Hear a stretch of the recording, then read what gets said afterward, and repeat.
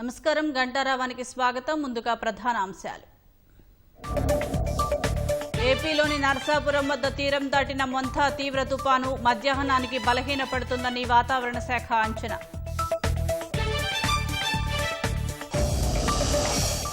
మొంతా తుపాను ప్రభావం రాష్ట్రంలో విస్తారంగా వర్షాలు, అన్ని జిల్లాలకు రెడ్ అలర్ట్ జారీ చేసిన ఏపీ వాతావరణ శాఖ.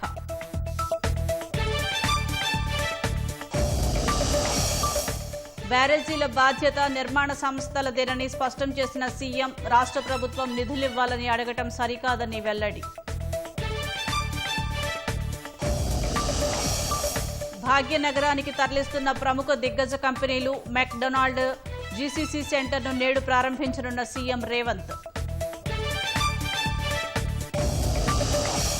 నేడు రఫేల్ యుద్ధ విమానంలో రాష్ట్రపతి ముర్ము గగన విహారం, హర్యానాలోని అంబాలా వైమానిక స్థావరం నుంచి ప్రయాణం.